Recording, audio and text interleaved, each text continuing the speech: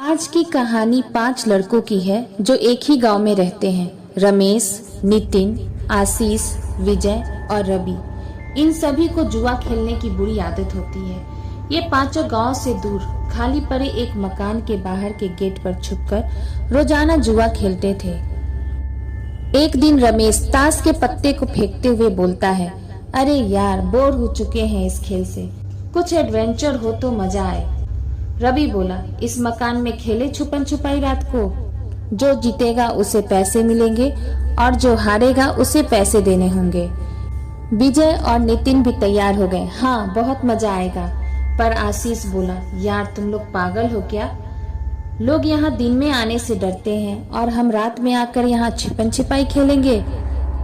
तब सभी लोग आशीष को देखकर हंसने लगते हैं और उसका मजाक उड़ाने लगते हैं और आशीष को भी खेलने के लिए तैयार कर लेते हैं। रात के 1 बजे सभी अपने अपने घर से बाहर निकल जाते हैं और खाली पड़े मकान के पास जाते हैं। आशीष बोला, एक बार फिर से सोच लो। सब लोग उस पर हंसने लगे और अंदर चले गए। जैसे ही मकान के अंदर पैर रखा तो बहुत ठंड सी लगने लगी। रमेश बोला, यार यहाँ कितनी ठंड है, बाहर तो हम गर्मी के मारे मरे जा रहे थे। चलो खेलना शुरू करते हैं। नितिन और रवि एक तरफ छुप जाता है, आशीष और विजय दूसरी तरफ। रमेश दूर जाकर गिनती शुरू कर देता है, 1 2 3 4 5। आशीष को डर लग रहा था। वह विजय से बोलता है, चलो गली की तरफ छुपते हैं, वहां चौराहे से हल्की हल्की लाइट आ रही है। आशीष और विजय गलियारे में छिप जाते हैं जहां पर एक खिड़की होती है जिससे अंदर साफ साफ देखा जा सकता था। दोनों वहीं पर छिपकर उस खिड़की से अंदर की ओर देखते हैं।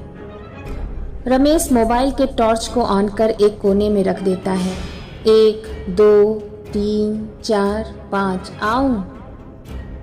रमेश सभी को खोजना शुरू कर देता है। वह नितिन को ढूंढ लेता है जो कि रवि के साथ ही छुपा था।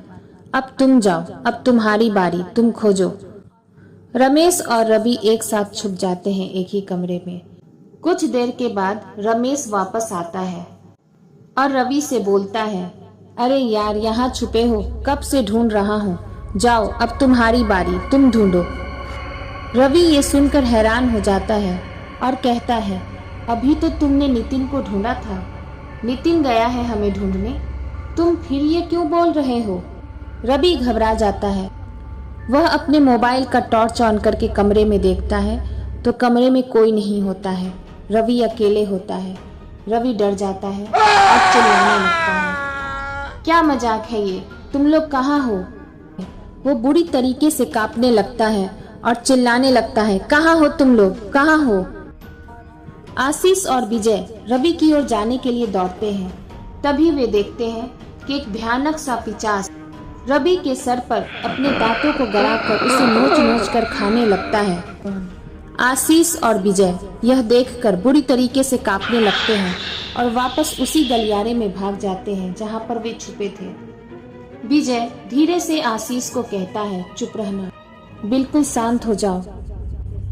दोनों अपने हाथों से मुंह को बंद करके बैठ जाते हैं और बुरी तरीके से कांपने लगते हैं। दोनों बिल्कुल चुप रहने की कोशिश करते हैं और खिड़की से देखते रहते हैं। पिशाच रवि की हड्डियां तक खा जाता है। चारों ओर बिल्कुल शांति हो जाती है। रमेश और नितिन को पिशाच पहले ही खा चुका होता है जब वह गिनती कर रहे थे। अब चारों ओर बिल्कुल शांति हो जाती है। बस टूटे हुए नल से पानी गिरने की आवाज आती है, टप टप। 2 घंटे तक दोनों उसी तरह बैठे रहते हैं और डर से कांपते रहते हैं। तभी अचानक जोरों की आवाज आती है।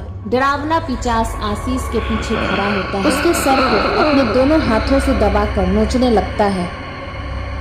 विजय यह देखकर जोर जोर से चिल्लाने लगता है और उसका पैर लड़खड़ा जाता है और वह ऊपर से नीचे गिर जाता है। आशीष के बाद वह भूखा पिशाच विजय की लाश को भी खा जाता है। अगली सुबह इनके घर वाले इन्हें ढूंढने लगते हैं। कहीं पर न मिलने के कारण गांव वाले पुराने घर पर जाकर ढूंढते हैं। पर वहां पर कुछ नहीं मिलता है। पिशाच सभी की हड्डियां तक खा चुका होता है। गलियारे के नीचे के रास्ते पर लिखा था, यहाँ मत। विजय अपनी अंतिम सांस लेते वक्त शायद यह लिखना चाहता था, यहाँ मत आना।